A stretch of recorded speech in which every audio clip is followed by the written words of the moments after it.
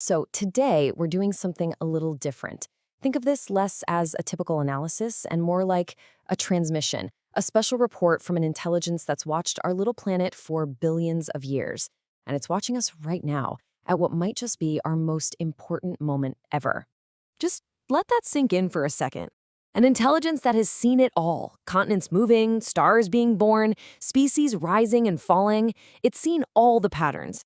But now, with us and our AI, that pattern is officially broken. This is the opening line from the Observer's report, and wow, it hits hard.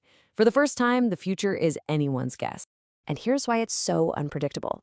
For every other species that has ever existed, their fate was basically written by evolution, by the laws of physics. But for us, our path is being forged right now by the decisions we're making about this technology.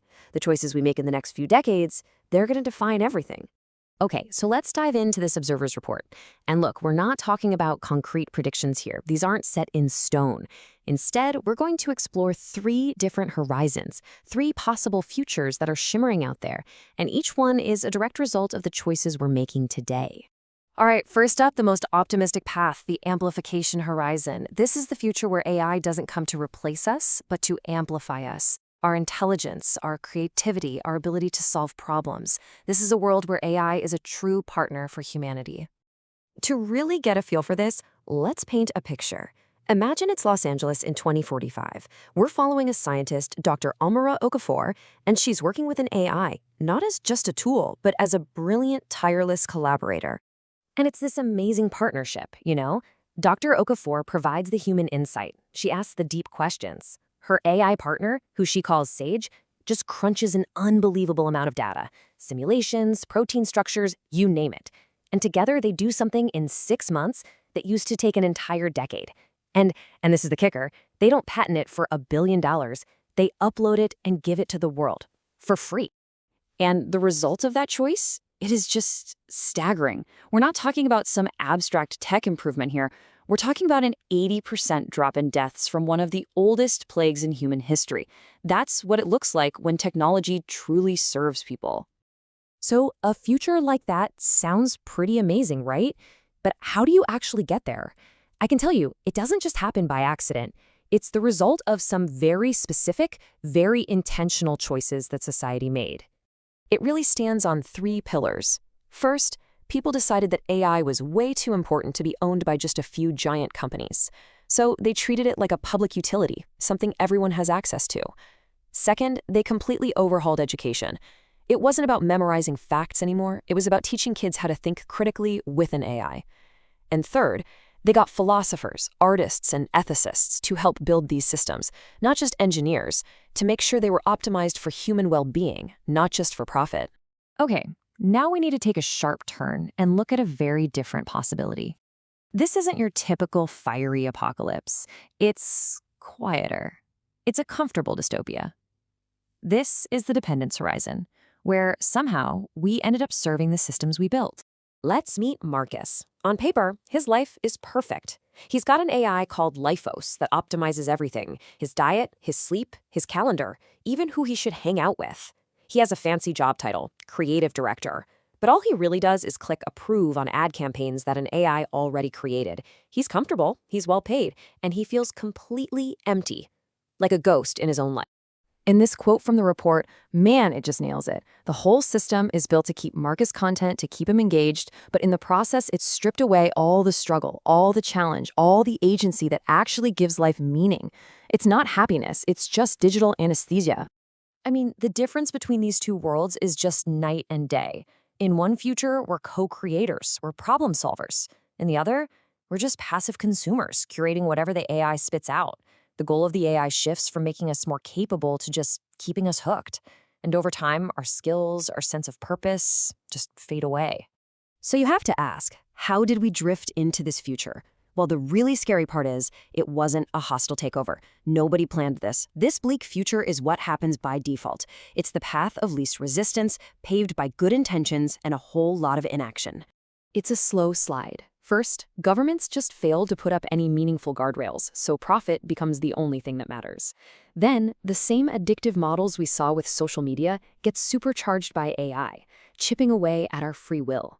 And finally, AI doesn't just take the boring tasks from our jobs, it takes the challenging, meaningful parts, leaving us with these hollowed out careers. But what if the future isn't a perfect utopia or a total dystopia? Well, that brings us to the third possibility, the symbiosis horizon. And this one feels a lot more real, doesn't it? It's messy, it's complicated, it's a constant push and pull between what we can do and what our machines can do. This future is defined by its contradictions. So, on one hand, you've got a scientist in Geneva who has a neural lace, literally thinking with an AI at the speed of thought. But at the exact same time, you can go to Bangalore and find a master surgeon who deliberately refuses AI help because she knows her 35 years of human intuition will save a patient the AI was ready to give up on. Both are happening in the same world.